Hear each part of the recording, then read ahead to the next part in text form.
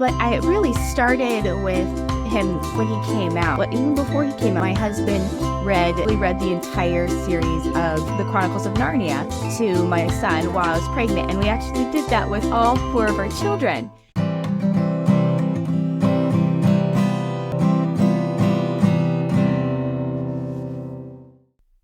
Welcome to today's podcast of Rock Your Cradle. Today we have Amanda Schenkenberger, who is joining us from Portland, Oregon. She is a homeschool coach who specializes in teaching moms how to homeschool or home educate their children. And she has come on here to talk to us about that and how that helps, because I know a lot of moms who are listening to this podcast are going to be interested in that sort of thing. Also, there seems to be a homeschool movement occurring right now in America and in other places around the world. So thank you, Amanda, for coming on. I think you're on the crest of this wave that's starting. Yeah. Thank you. Thank you for having me on, Jeannie. And I'm really excited to be on the crest of this wave with something that's so near and dear to my heart. Yeah. There are lots of reasons that people homeschool. But before we get into the meat of the podcast, can you introduce us to you and where you grew up and how you came to be a homeschool coach and why it's your passion? Yeah, so I was a homeschool kid myself back when it was still weird. And I grew up we lived out in the country, and so we had a ranch. So I grew up around animals and horses. And so I had a very idyllic childhood. And then flash forward to my early teen years, my parents divorced and I had to go to public high school. And I knew within months of attending the public high school, I said this to myself, I was like, this is stupid. I'm not sending my kids here. And so I knew from a really early age that I didn't like public education. I felt like I knew that there was a better way. And so right from the bat, like I knew when I had kids one day, that's what we would do. And so now flash forward, I met my husband in high school. I was like, okay, there's 2 things that are really important to me, and it's God and homeschooling. Are you on board with those things? And he was. And so we got married actually the day after I graduated. So I walked for graduation and then I walked down the aisle. And we had our first child at 23. I was 23, and of course I started like early literacy, jumping right into all the books with him, developing that love of learning, and that brings me to now today. I love it so much, and I figured out how to combine rigorous academics with joyful learning.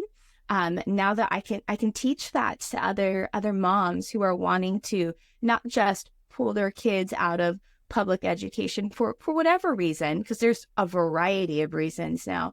But not just like, okay, how do I figure this out? But how do we really thrive? How do we really function well as a family? And for a lot of women, they haven't done that before, like family, be it like a family manager, right? And educator, this like brand new territory. So I get to work them through the process of making the most of it. That is an overwhelming task to take on. Managing and educating. It can feel monumental. So I'm glad there are people like you who do this sort of thing. I wanted to ask you, was your son, was it, that you had first? I had 4 sons. I didn't say that. I have 4 sons. Right now they're between the ages of 11 and 3. My youngest is almost 4. Okay, I was going to say, I assume your youngest or your oldest is 11, because you said earlier before we started filming, you said that you were 34. You had your child at 23. So doing the math, that's 11. And you've been doing home education with him since he was how old? Since he was, formally he learned to read at 4. So he was reading small little books at 4. But I really started with him when he came out. Even before he came out, my husband read, we were trying to figure out how to make daddy involved in the process of me carrying our child. And he actually read the entire series of the Chronicles of Narnia to my son while I was pregnant. And we actually did that with all 4 of our children. So we jumped on extra early literacy Lots of books, lots of, thinking about little babies, skin to skin, speaking words of life, pointing out things that are like would inspire curiosity. I did all that from the get-go. And so now, and all of them are heavy readers, and avid learners.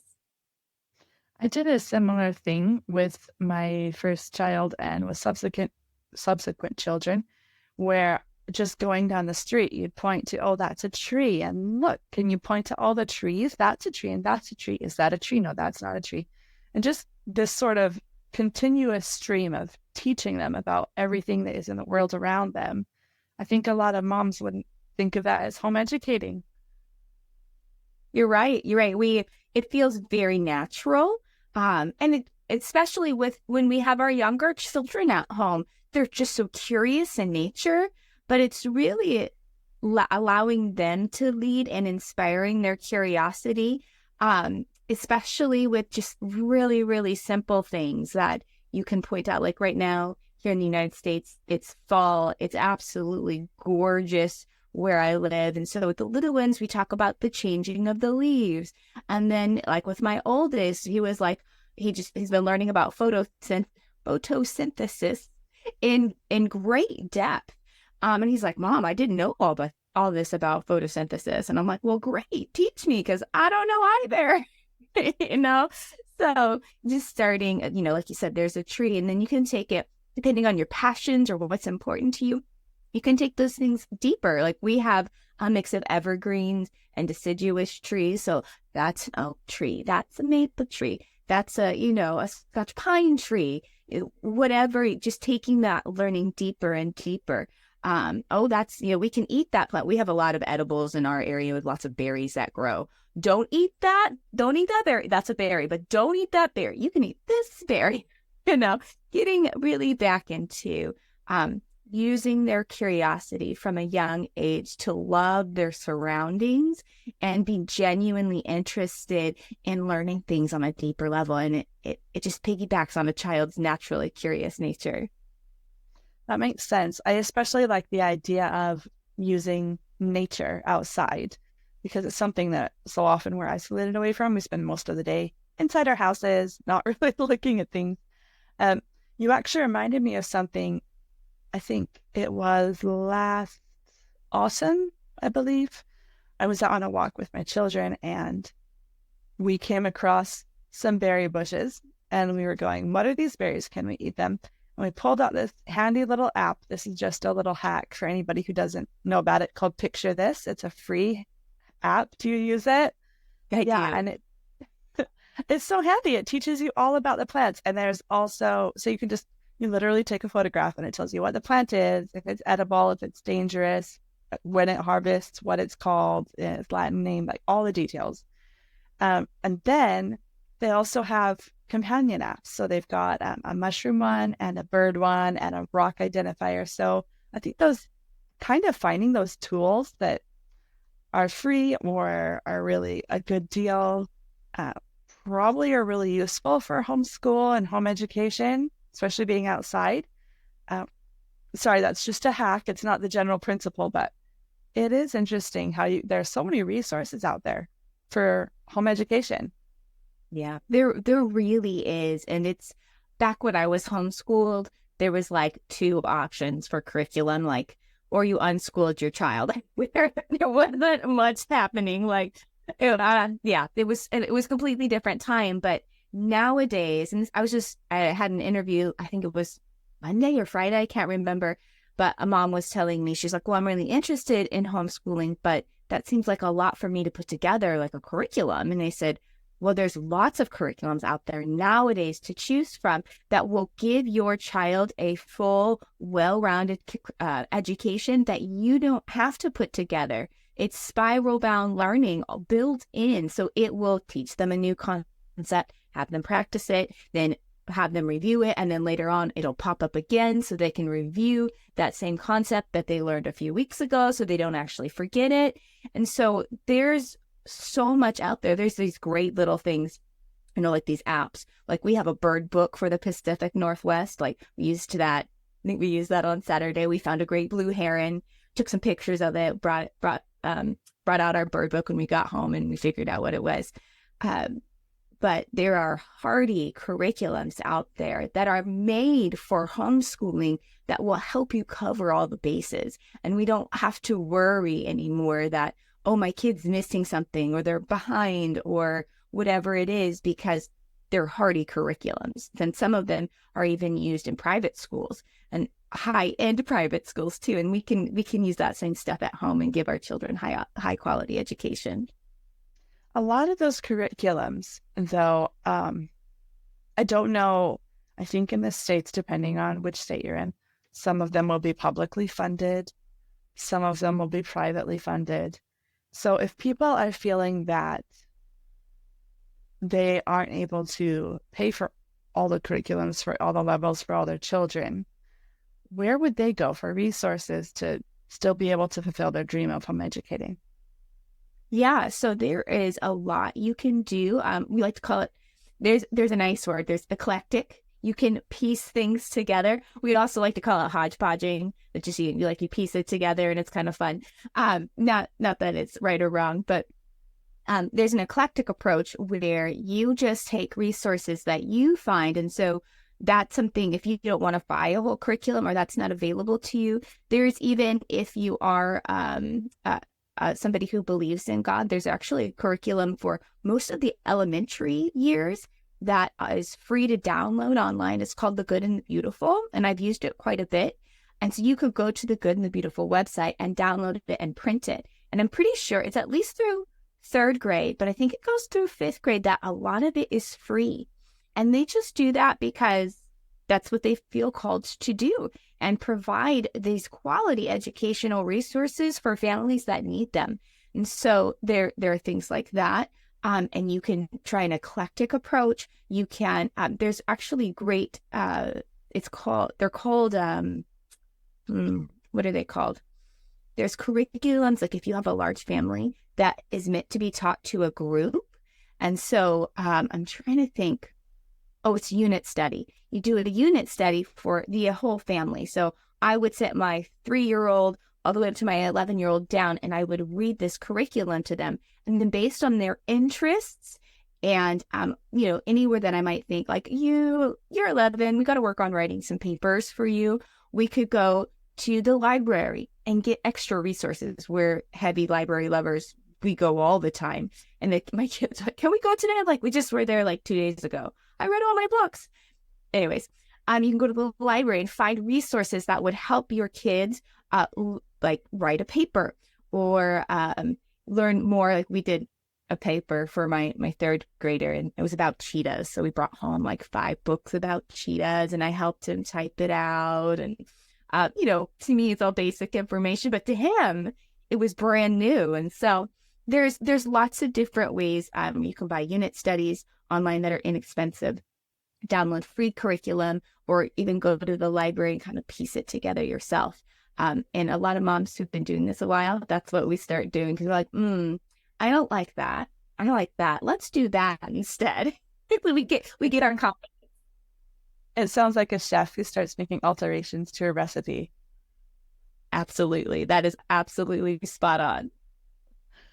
So you've got everybody trying to do their best and finding these resources. Is there a site that you have, or a page on your website where people can find out about these sort of things? Yeah, so usually, there's so many now. It's like, oh, well, where do you want to start? So on my website, it would be more like, let's have a conversation where let me see what you actually need. Are you right at the beginning of this journey? Okay, then there's probably more foundational things that we need to talk about, rather than here's something you can download. So it would start with a conversation with me. But one resource that pops into my mind that has a lot of free curriculum like material on it would be the homeschoolscientist.com. Obviously, that's the science route. And what she does is she's written curriculum, and then she pulls from other websites for ideas for science for your children. So the homeschoolscientist.com is one of my favorite places to go. Um, but yeah, it would be best to have a conversation to see what you really need, and rather than sending you down some rabbit hole, because we'll get lost in the rabbit hole and waste hours like, oh, what did I need actually? So I always like to start with a conversation. So also, what do you do with your children, and what do you advise for other people to do? We've talked a little bit about the academic route, how they'll come and speak with you, how you can help them find their resources, decide what stage they're starting on, or what they need, what help they need. AKA, are you a beginning cook? Are you a medium? That chef idea. How advanced are you in this, and how can I help you?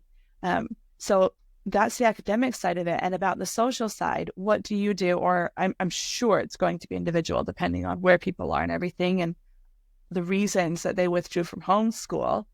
But I also know there will be some commonalities in how people run the social aspect of their children's lives. What do you find most mothers do or want to do, or what helps? Yeah, that is a really great question. It comes up a lot. Well, what about socialization? And as a homeschool kid many years ago, I would tell people I'm homeschooled and they were like, you're not weird. And I'm like, why is that a saying? I didn't even understand it, but the stigma's been there for a long time. And my parents put me in a sport. It's actually called vaulting. It's an equestrian sport where you do gymnastics on horseback. And so I got to go be with a variety of ages of mostly girls because we wore leotards. So it was mostly girls and learn how to be on a team and compete. And, there's structure and the social order there, right? Like the older girls kind of direct the younger girls. And nowadays, that was kind of what we did for a co-op. But now there's real co-ops where moms are of course, we don't want our kids to turn out weird because they don't know how to talk to an adult. Although, out of all the homeschool families I know, all the kids, like, they make eye contact, they'll shake your hand, they'll, carry on a conversation with just about anybody in their age, outside of their age. So they're very well rounded. But we do this through community. And this is one of the beautiful pieces that I absolutely love that I think we've lost in our modern society is we isolate ourselves, or we have to fragment ourselves to fit in here and fit in here. But when it's homeschooling, like a co-op, like these moms are in it with you. And they're all at most of them are at the beginning stages. They've never done this homeschool thing before. They're walking through their own journey in motherhood of realizing, oh, that really frustrates me, or I have no idea how to do this. And do you know how to do it? And so we really get back to that community piece. So with co-ops, typically you would find one local to you, and they usually meet once a week. Sometimes they're once a month. Sometimes they're all day. Sometimes they're just an hour or so. And you often do an activity. And so churches have co-ops. There's private co-ops. I've been to many great nature co-ops that, okay, we get outside and we go hike. We go hike to waterfalls. We live in a gorgeous area. It's just beautiful. And so this summer we joined a co-op, and so we saw 2 waterfalls. We went to a couple mountains, and my kids got to climb trees and play in rivers. It was amazing. Like, seriously, dream come true. This is what I want our life to be. Can we go live in the woods? So now, in order to avoid that, I don't want my child to be weird, moms have developed these co-ops and really gotten back to the roots of community and not fragmented themselves to fit here and fit here. It's just like, we're all trying to figure it out together, and sometimes it's ugly, and that's okay. And that's what community really is. So you don't have to have weird kids. They just get them out into a group like a co-op, and it's really great. I just wanted to go back and explain what a co-op is and define it for those who don't know, because fabulous as they are, people have an idea of what we're talking about here. Yeah, so great. Yes, of course. Sorry. Yes, so a co-op is where you get together with different people in your community. Usually thinking about in the homeschool realm, the purpose is for the kids to socialize. And secretly, there's an agenda for the moms to socialize too. So we can not feel so isolated in our experience because we're home, we're educating at home, there's nobody else around. And so it provides, so co-ops can be different, but it's usually a group of people in a community, sometimes like just a neighborhood. Whereas the co-op I went to, we came sometimes from, 30 miles away so that we could then go to the woods and go hiking. But they meet together under a common purpose. Sometimes that is educational, sometimes that is recreational, sometimes it's both. But it's a meeting of people in a geographical area and bringing your kids together under a common purpose. So over here, there is a store chain that everybody refers to as the co-op. It's short for cooperative. Is that okay? The same? Yeah, it's just about the same idea. I'm not sure what your co-op is, but yes, short for cooperative. That's exactly what it is. Brilliant. So I have seen a few of these local to me, and the problem that I have seen with them is they can often become A, expensive, or B, a marketing scheme, or C, clicky. It's for people who are trying to promote their own private home educational school, or what they would call a school, but they'll have like a forest school or something and promote it through these groups. How would you, if there's a mom who comes to you and is in an area where she doesn't really know of any that are around, but she wants to kind of get one going, how would you advise her to create one that avoids being prohibitive financially or socially? Yeah, so I kind of started one this year, and I started it out of the heart of, I haven't taught my kids very much history. And it was kind of like, we tried history, like I tried to get them into Joan of Arc and like medieval times, and they were just like, no, I don't like this. And I'm like, okay. I lead towards like, if my kids aren't enjoying it, then they're not learning anyway. So why would I try to shove it down their throats? And so I was like, okay, we'll shelve history. And so this year I was like, we're going to try history again. But I need some accountability because I don't know if I'll actually like sit down and do it with them. So I invited some other homeschool moms that live in my city and said, hey, do you want to meet?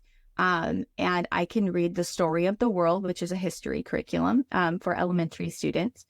I could read the story of the world with the kids, and I can we can do a craft out of there. And I'm going to do this with my own kids. You just come if you want. And so they said yes. So we've been meeting once a week. And, we've got up to like 11 or 12 boys coming. We call it Boys Club because for some reason, all of us just have boys. There's no girls except the moms. And so we just are getting together every Tuesday. Today is Tuesday. I'll actually be hosting it later on this day. And I just invited people around a common curriculum. And so you could just invite people to, can we meet at this nature park or this playground regularly at this time? Like, would you be open to doing that? You just have to ask. And when you just get a couple people, like I asked four different families. So there's almost always somebody else there that comes, moms pop in and out, but, just ask and have some kind of central theme. That's all. So I chose a curriculum that you could choose nature, or you could just like, I want my kids to have somebody to play on the playground with. Just have a common theme and get out there and ask. So be brave and have a theme. I hadn't heard about that idea of having a specific theme before, but I find that is going to be good for filtering out people who aren't wanting to be interested in that. Yeah, I think so. In our area, there's lots of different variety of kinds of people with different philosophies or different reasons for homeschooling. And so actually in our area, being explicit about what you want to do attracts the people who you would want to do life with, and the people who you wouldn't align with their values, they see, oh, yeah, they're doing that curriculum, or, oh, they're going to involve God, or they aren't going to involve God. I want to be a part of that. When you have some kind of theme like that, it really helps. And if you like literally don't know a single other homeschooler in your area, what I would do is I'd go to Facebook and search your city's name, or, your county's name, and then homeschool, and see what pops up, or homeschoolers, or homeschooling. Because I'm a part of probably 10 different homeschool Facebook groups that are local to me. And so if you don't know anybody, just go put it on there, because moms are searching for community, and having that simple theme will help attract the people that you'd want to do life with, and the people who you wouldn't want to do life with, they'd be like, oh, got it. Okay. Don't want to join. Fair enough. So it's a filtering process, and it makes sense to connect with people who have those same values that you do, because then the children can form relationships that can perpetuate. You don't have to concern yourself about it. When you have a client or a new person who is coming to you and they tell you their reasons, and you're working through this process of why are you starting homeschool, are you finding that you have a lot more people that are coming now because they feel their child is not having special needs addressed properly at the school? There is quite a few of those moms coming to me, or their child, maybe they've been diagnosed with ADHD, and then it's minor, and then they get put in this special needs class. No, that's not helping my child. That's not actually meeting them where they're at. It's just more like cutting off a problem from a typical classroom. So they're finding that their child is not supported in a large classroom environment. In this kind of schooling, it does not support them. And so I know lots of moms come to me, and their children, there's actually a very large neurodiverse homeschooling population, at least here in the United States. And so it's a variety of dyslexia or ADHD, dysgraphia, sensory issues. And, I do believe that there is a time and place. Some kids that are very high on the spectrum, they need that special care from somebody who's trained to help them. And that's something that can also be facilitated in the home. But there's these wide range of kids in the middle that either have learning differences or executive function deficits. They're not special needs. They're just diverse. And this one way of schooling isn't supporting them. So that's why a lot of moms bring them home, so that they could give them a loving learning environment that doesn't say you're wrong for wanting to hold a pencil differently, or because you're like the noise in the classroom bothers you. You're not wrong for that. You're just diverse, and let's bring you home so that we can tailor and customize education that fits you, so that you can develop your center of genius, because it was not being developed in a public school. What about working moms who have children that have those needs or they want to help? How do they make that balance work when they still have to bring in some money for the family, but they really want that child to have a learning at home experience? Yeah, so that's a great question. I actually, back in April, I hosted a series of interviews called Working Homeschool Moms. And so it's, because moms are seeing that, a variety of different ways public school isn't serving their children, but maybe they're a single mom, or maybe they live on two incomes, and they have to, that they can't just drop everything so that mom can be staying at home. Totally understand that. So there's a variety of different ways you can support your child learning from home, depending on their age. And so if they are during the age where they can stay at home by themselves, so like my 11-year-old, for example, he could be legally at home for an extended period of time and it wouldn't be a problem. So there is online learning platforms where you don't have to be the teacher. There's several online learning platforms that are actually quite affordable. They are not expensive. Some of them are month to month. Some of them are paid for the whole year. So you could support an older child learning from home with one of these online curriculums. Now, if you have younger children, that is a little bit, it can be more complex, but that doesn't rule you out. It should be conversations to have with your spouse. Sometimes it's hard to enroll a husband or a partner in the idea of homeschooling because it's non-traditional. And so you could go look up facts, like just Google statistics about homeschoolers. And above the top, homeschoolers test 15 to 20% higher on standardized tests than their public school peers. They just do better because they've been able to have that personalized education. And so there's a lot of different ways that you can enroll your spouse or partner in the idea of homeschooling. But if you're also working, there's got to be some kind of tag team that happens. And a lot of times, I know that there are lots of grandmas. I actually help several of them who love to have that chance with their grandbaby. So I know lots of homeschooling grannies who are just enjoying the process of educating their grandchildren. So you can bring in grandma.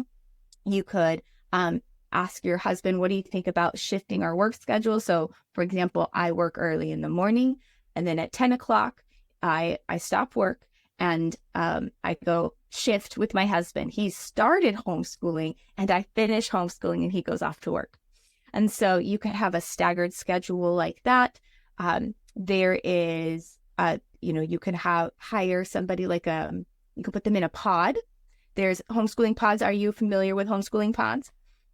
Yes, but let's go over it just for people who are new to it.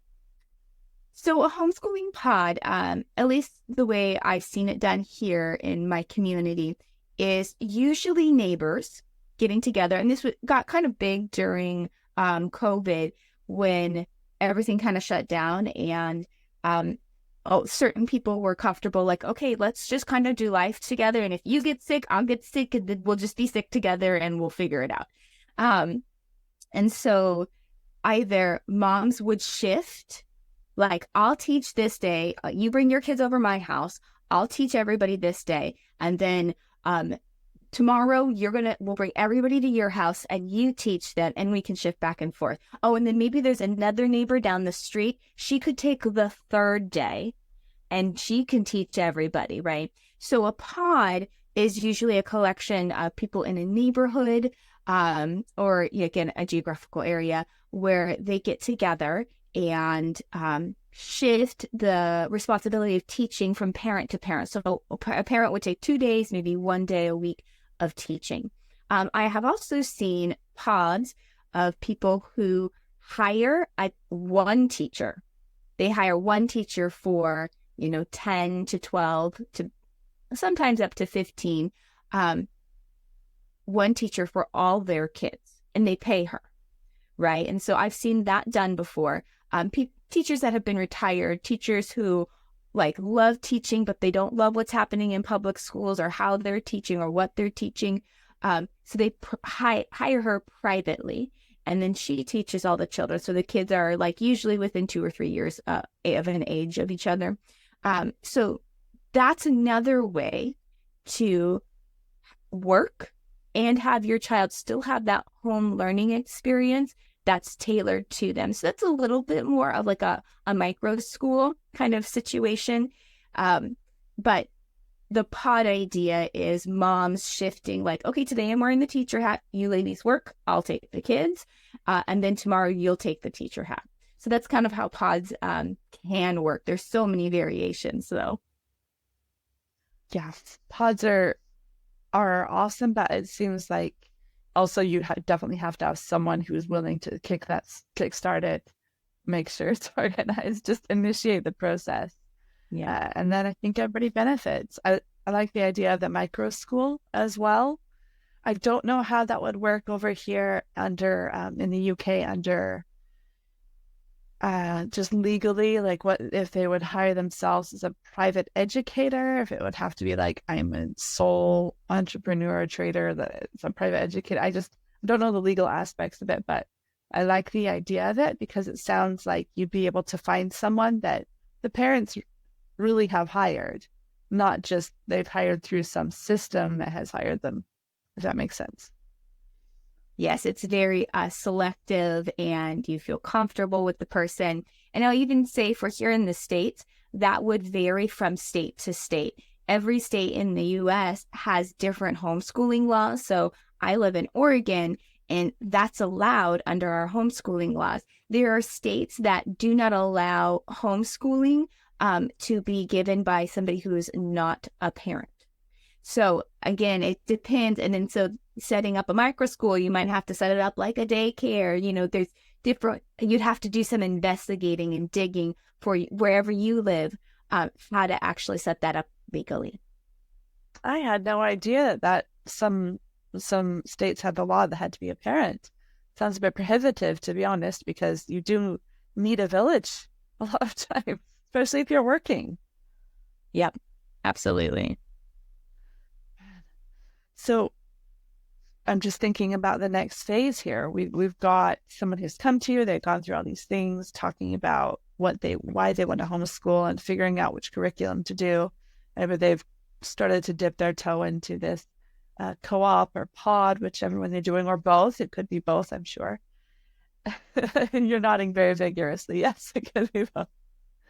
And then after that, they actually start to do it, and they start to put in the work, and they start to do the shuffle of whoever is teaching. And then the kid, let's just throw a wrench in the works here. The kid says, I don't like this. I feel like I'm not learning. Or maybe the kid just wants to stop engaging and learning. And you're going, I've put in all this work. How do we actually teach you? What does the parent do at that point? Yeah, that's actually where homeschooling gets to be really beautiful, because it's a dialogue, it's a relationship. It's not just, well, you have to learn this because this is what kids in public school are learning. It's about, okay, well, let's see why those feelings are coming up for you. So you don't want to learn. Why is it that you don't enjoy learning this from this book? Oh, that's a lot of words on the page. Okay, so does the page look overwhelming? Like you don't kind of know where to start? There are so many reasons. It's so many reasons our kids disengage from learning. We've been currently walking through with our 9-year-old.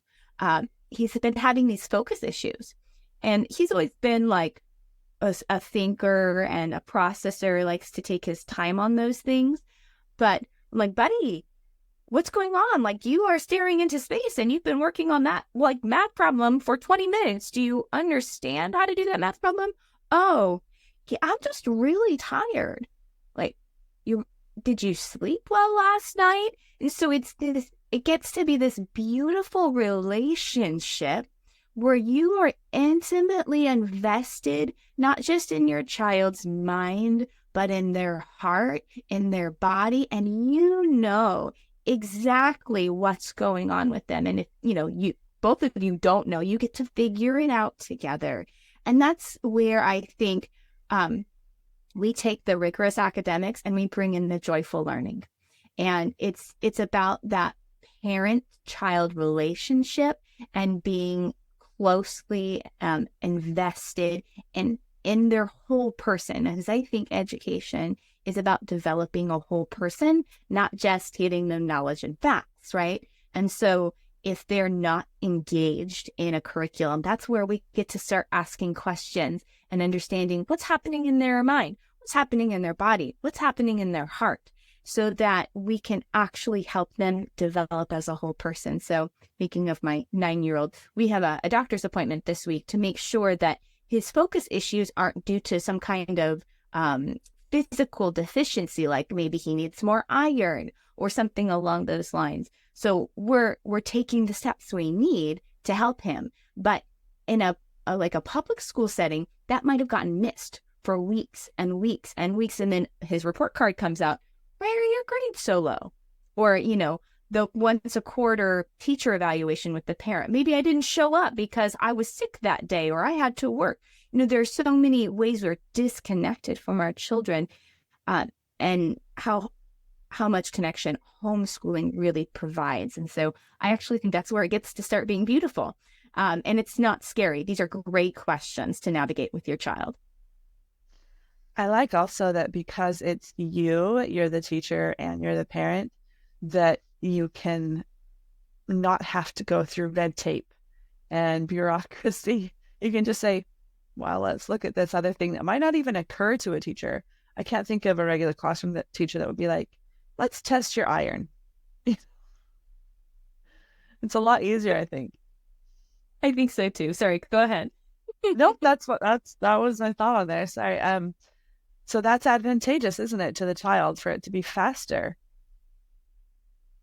Absolutely, absolutely. And we didn't need to, and let's say it was the curriculum, right? Well, in a public school, I think you have to go through like 3 rounds of falling under a certain test grade to reevaluate the curriculum. Like you're talking about this red tape, where a teacher could tell you within weeks, this curriculum isn't working, but they have to fall below the academic standard for so long. And then these kids are all behind. Like, that doesn't make any logical sense. Like, sure, it makes sense for an institution, but not for the mind and body and like soul of a child.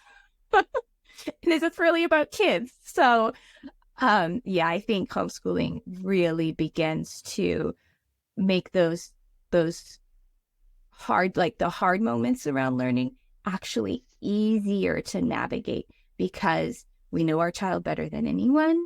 And like you said, we don't have to cut through all that red tape. Yeah, systems are sometimes the hardest thing to navigate for the parents and for the children.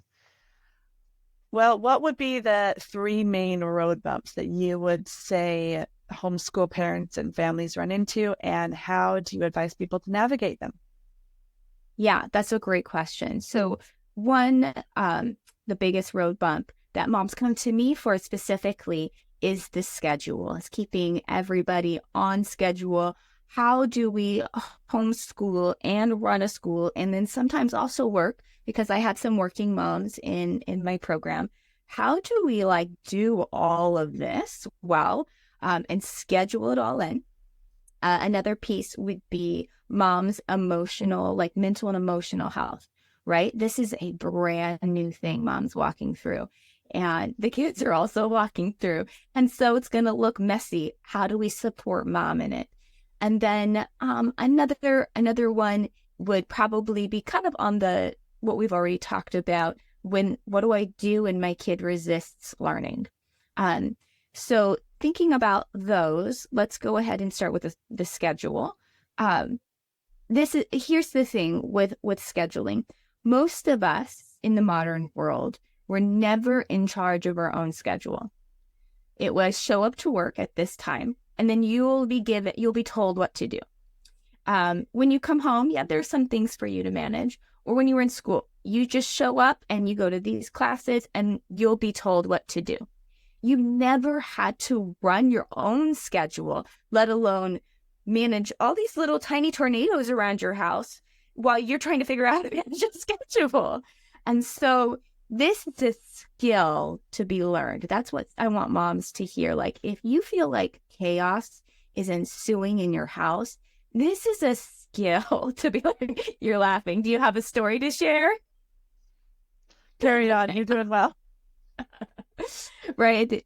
I love my tiny humans, but they're just little tornadoes of chaos. And so never having to run your own schedule, and then now I'm having to create calm so that we can teach. It can be overwhelming. Where do I begin? And so I love to teach moms different scheduling techniques, routines, prioritization, because that's really where that's first of all, a skill you have to learn. Now, let's say you try to learn that skill and you're still struggling. Well, there actually might, yourself as the mother, you might have a learning difference. You might also have executive functioning, like your brain doesn't have all your executive functioning the ability that would be like a typical person. So you need some things to support you. And so, we talk about if your child has ADHD, often the apple doesn't fall too far from the tree. And so if your kid has, maybe focus issues or dysgraphia issues, you might also have those, which then transitions into your mom's mental health. Mom, you are learning so much about yourself during this time that you, especially in the first 4 years of homeschooling, you're learning so much about yourself, and you're pouring. Like, homeschool moms are some of the most supportive women I have ever met. We're resourceful, we're supportive, and we are like brave because we're gonna, like, I gotta make this work. We're willing to try anything. And so you're learning so much about yourself. Maybe you didn't realize before. You're very sensitive to sound. And, for me, I have a house of 4 boys. There's a lot of sound happening in my home. And sometimes I just like, okay, mom's going on a walk. Mommy needs a break. Mom's overstimulated, right? You're learning these things about yourself that you didn't know before because you've never been in this situation.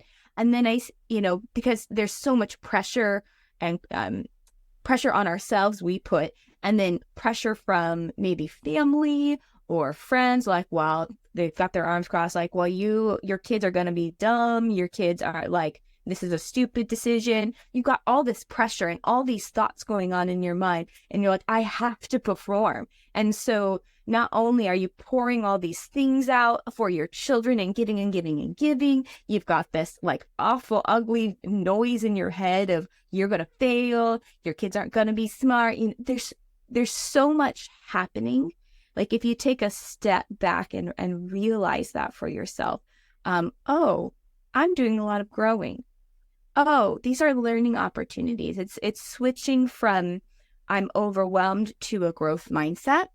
And if, you don't know what a growth mindset is, it's basically believing that you can change and develop and grow as a person. Like, as an adult, I can learn new things rather than my intelligence being fixed. I'm only ever going to be as smart as I'm going to be. And so when you shift from, oh my gosh, I'm so overwhelmed, there's so much pressure, to, oh, all of these are learning opportunities, then we can begin to take off some of that pressure and realize, okay, so I'm growing. If a plant is growing, it also needs to be nourished. So how do I nourish me? How do I nourish my children? And block out some of those really negative thoughts coming from, sometimes it's ourselves, sometimes it's from friends and family, or just culture going against the grain. So there's a lot of things that moms are walking through emotionally. And so I like to teach moms about emotional mastery, calming down techniques, but also for the kid too, right? Social emotional learning for the child.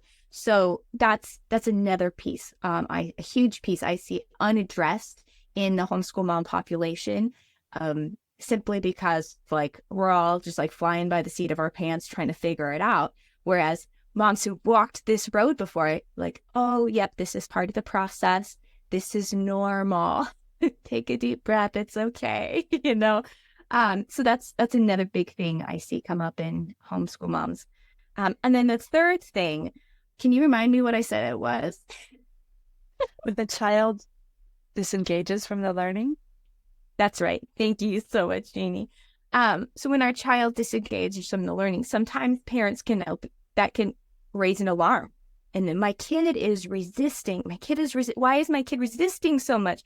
And then we're unsure. And because, again, we've not been in this situation before. Do we push through? Do we make them do the work? Do we completely throw it out the window? Do we try a new curriculum? Like, what do we actually do? And that's when we get resistance. I like to say resistance is always an opportunity for connection.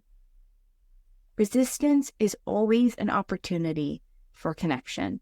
So if my kid gives me pushback, whether it's on my authority as a parent, whether it's in relationship to school, that's an opportunity for me to put on my big girl panties, take a deep breath, and calmly ask my child what's going on with them. Now, that's, getting up there. I do this for my elementary school kids. My 3-year-old, it's more like, well, we just got to listen to mommy. But when it specifically comes to learning, like I said before, this is where homeschooling gets to be beautiful and develop that relationship. And we get to ask our children questions and empower them, right? Hey, I see you're having a hard time. I want to listen to you. I want to help you walk through this. I want to know what your struggle is so that we can walk through it together. If we need a new curriculum, let's go find a new curriculum. But if you need to develop some character, then let's develop some character. Or are you having a learning difference? Like maybe like they're struggling with reading. Are the letters getting jumbled? Maybe you have dyslexia. Let me see how we can support you in this so that you can grow up to be a whole human being, not just have knowledge force-fed down your throat that you probably are going to forget. And so those are probably the big three that I see in homeschooling families, those road bumps that I think everybody really encounters. How can you help moms who are doing this get out of the mindset of hitting academic benchmarks into the mindset of helping this person that they are in charge of develop as a whole human being? Yeah, absolutely. That's a really great question. So because most moms who are now homeschooling came from a public school environment, my question to you is, what is education? That's just a question for you to think on and define. Martin Luther King Jr. said it is intelligence plus character. Charlotte Mason says education is an atmosphere, a discipline. I think she said a discipline, an atmosphere, and a life. Whoa, what does that mean? Yeah. So what is education? Okay. If you're I like to simply put education is developing a whole person. And so I understand the need for benchmarks. I understand that's the system you were raised in. Did that help you develop as a whole human being? What really actually helped you develop as a whole human being? There's really not an answer to shifting your mindset. Like, well, if you do this and this, then your mindset will shift. It's about asking yourself questions. So what's true education? Did those benchmarks actually help you? And keeping your child on par with what's going on in public school, why is that important to you? So if your child, let's say, is behind on reading, and you want them to get caught up, why is that? Well, I want them, I want them to be where their peers are at. Does it bother your child that they're behind on reading? And so what I think is a better benchmark than necessarily grades or, there's different reading, ways to grade reading comprehension. Do you know the name of it? No, sorry, carry on. It was a guess. I think it was probably wrong. Okay. So if your child isn't falling within the normal range, right? I think actually a better measure rather than all their peers, I think a better measurement is their confidence. I think that if your child is struggling with reading and they see their peers reading and that's starting to affect their confidence and that they will eventually learn to read, then that's a time for intervention. But kids develop at different paces. And we've been so used to putting them in a box. Well, this is how we measure you. Well, who decided that was the right measurement? Do you know them? Do they even know your child? If they don't, then why is their opinion important? And it's kind of like an undoing before things come back together. Where are the edges? And so it's very uncomfortable to think about those things because they're so ingrained in the way we learn.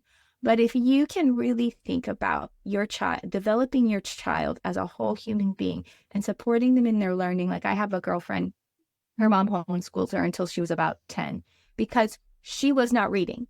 she had a 10-year-old that was like not reading, she would have been put in special ed.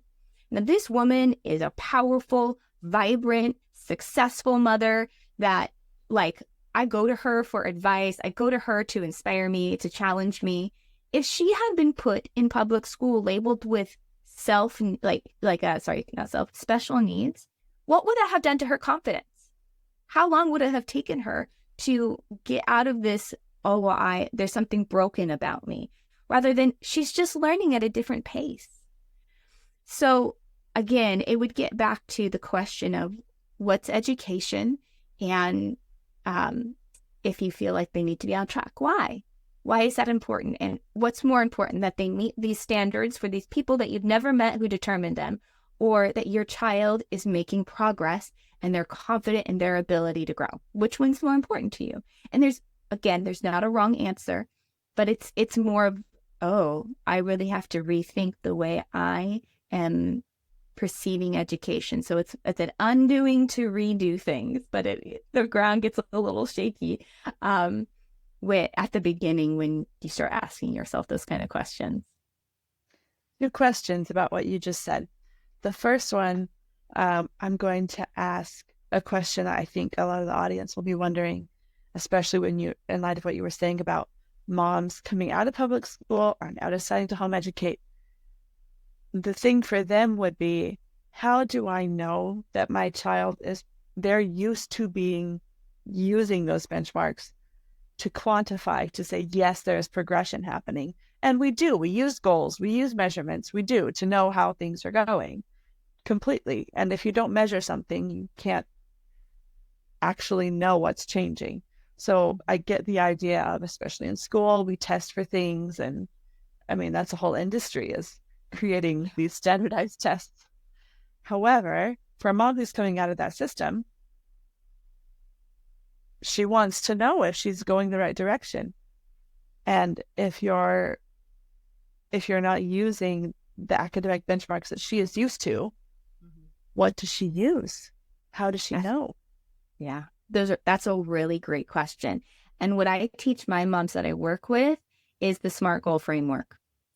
And a SMART goal framework, if you've been in business, you're probably familiar with it, but it's about creating goals that are specific, measurable, achievable, relative, not relative. What is that word?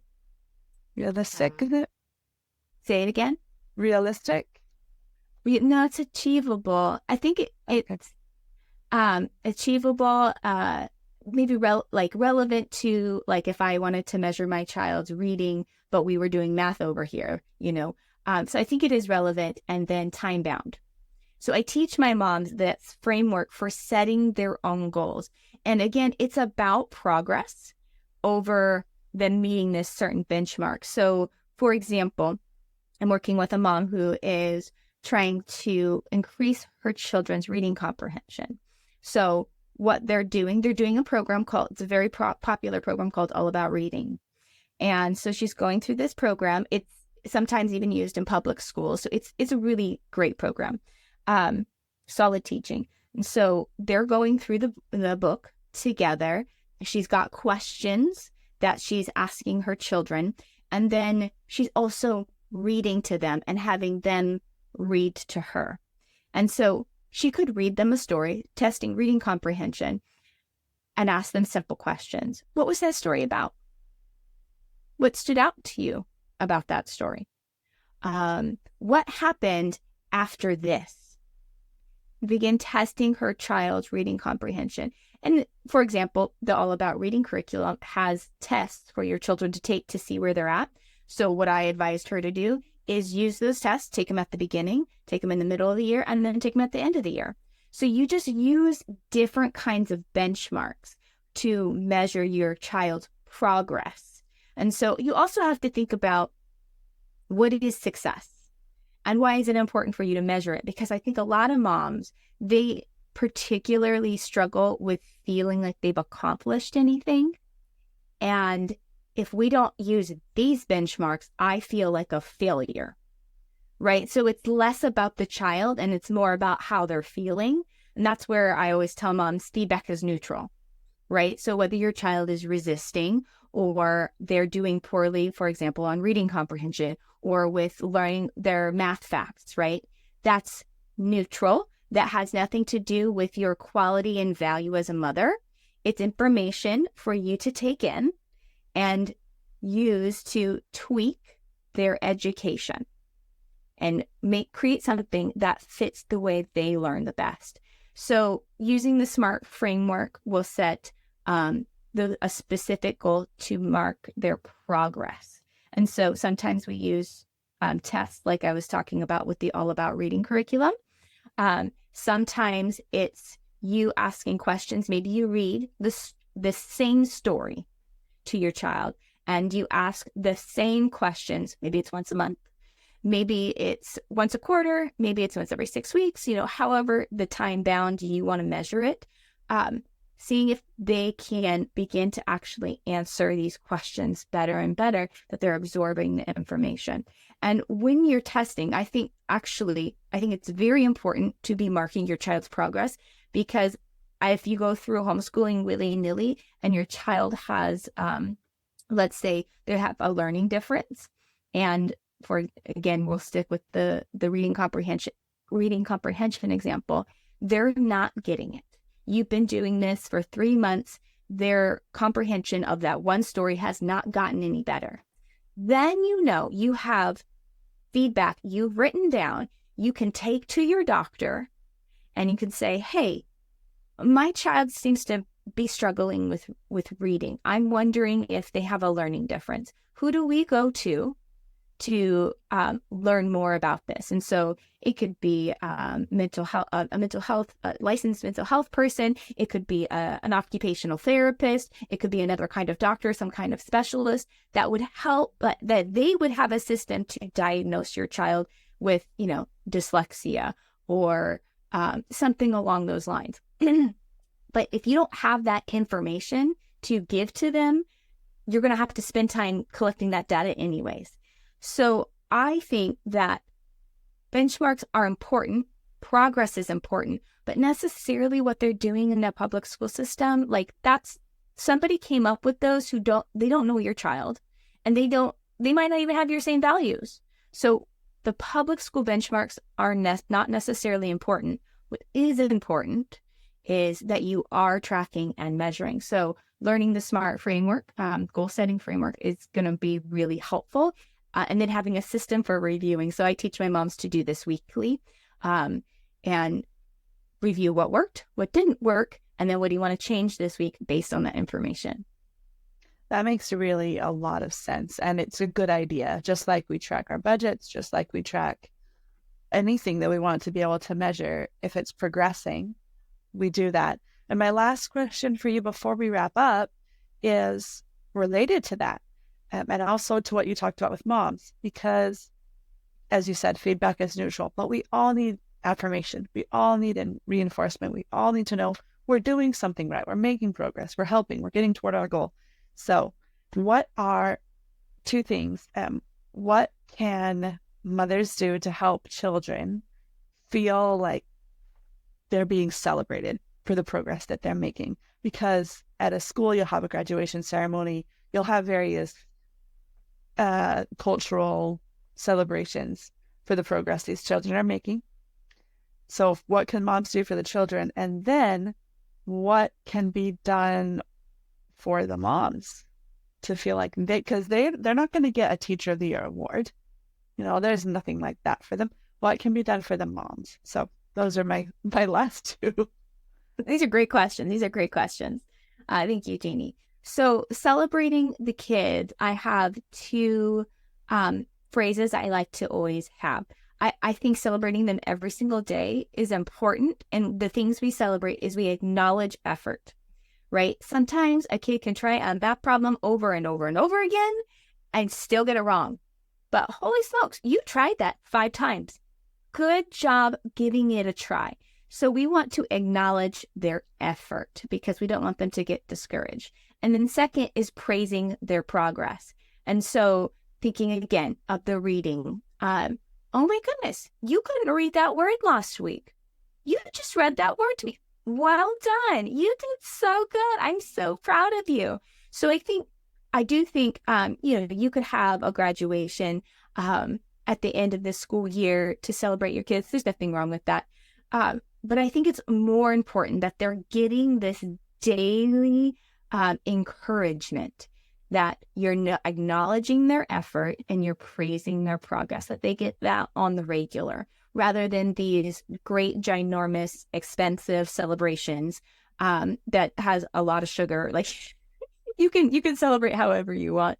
Um, but I think every single day noticing those things makes a big difference, rather than, oh wow, you did everything this year. Good job. So I'm more for the daily acknowledgement. But you can create, like, I think within my oldest, I think he graduated, fourth grade. I said, let's have a friend. Let's go down to the fun center, pick a friend, and we'll take them down to the fun center, and I'll go with you, and we'll have a special time together. And then, I started thinking, well, I have 4 children. If we did this every year, this is how much money we can't afford this. So we celebrate a little bit differently. And we actually continue homeschooling through the summer so we don't lose our rhythm. So we don't really have an end to the school year. So when they wrap up a particular grade of a book, like, we'll go out and we'll go get ice cream, or I'll go have a special date with them, those sort of things. But I think, again, that daily, weekly acknowledgement and praising their progress is more effective. And you could even go as far, especially for younger children, because they don't quite have a grasp, a concept of progress. Like, that's just a vague word. So you could do like a chart.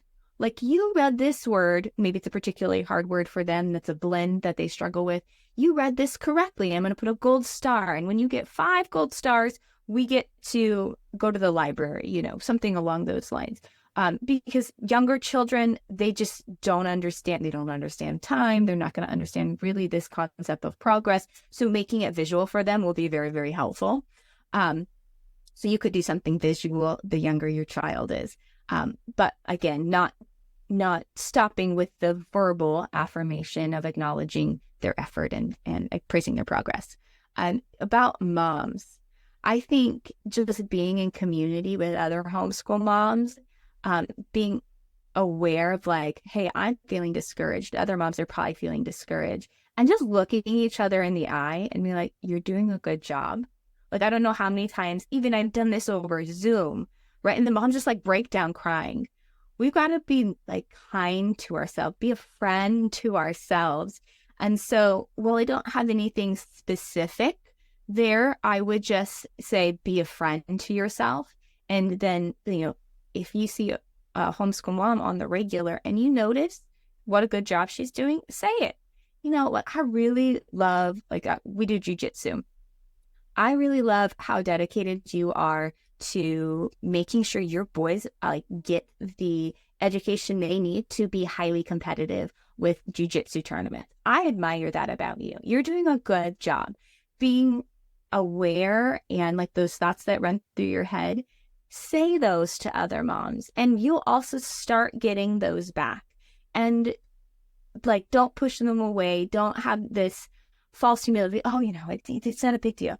Thank you. Thank you for acknowledging that I received that compliment that you gave me. Thank you for saying that. And if you need, if you're a words person, because, we've got different love languages, tell your partner, tell your spouse, hey, can you point out where you see I'm doing well? On the regular, can you put a reminder in your phone to acknowledge my effort and praise my progress, please? Because I need someone speaking life into me too.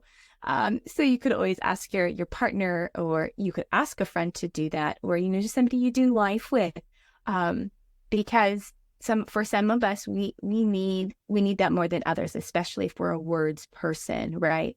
And I love giving words of encouragement to people who have that love language, because you could just see them light up, And so asking for what you need, that gets to be okay too.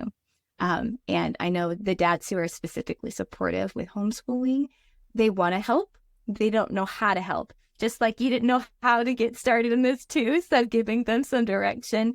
Dads usually respond really well to that. Yes, I will. You're doing such a great job, So those would be my tidbits. Those are excellent. I also think there should be some sort of mom's night out where you just get to go to dinner and celebrate the work you've done or something. Just because I feel like those big celebrations are really they're happy, and they're also almost they're like a little mini vacation, and they're like you can look forward to it, and it's a goal. If we get through all this, like you said, it's your own gold stars to have Your own gold stars. Yeah. Yeah, you could have a retreat, have a homeschool mom retreat, and go away for a weekend with the girls. That's an excellent idea. That's even better than a dinner out. All right. Well, thank you so much, Amanda. You have given us a lot of usable, actionable things that we can do. And can you repeat your website again so that people know where to find you online? Yes, of course. So you can find me at homeschoolfamilylegacy.com. And if you want to get started with homeschooling and you want to kind of dip your toes in, right there on the front page, I have a free masterclass that helps you, get started. It's really easy, no pressure. Or if you just need a jump start in your own homeschooling, you've been doing it a while, you kind of need a refresher. That's also a great class for moms who just need a little bit of a boost. It's a lot of fun. It's a lot of fun. That sounds awesome. And also we'll have your links in the show notes so everybody can take a look and click and go so they can find what they need. Thank you, Amanda, for coming on. Thank you, everyone, for listening. If you are looking to start homeschool, it's a great place to go look for some resources, is Amanda's website. And I hope that this has helped a lot of people who are maybe a little bit nervous about changing from one school system to a homeschool system or home education if you're in the UK. And just to realize that education is not about ticking off boxes on a test or on a sheet, but it's about helping that child to develop to be a happy, productive, healthy member of society and to have their own happiness in life, because without that, there's really no point in school at all. So thanks, Amanda, for coming on. We really appreciate you. It was a pleasure, Jeannie. Thank you so much. You're welcome. Bye, everybody.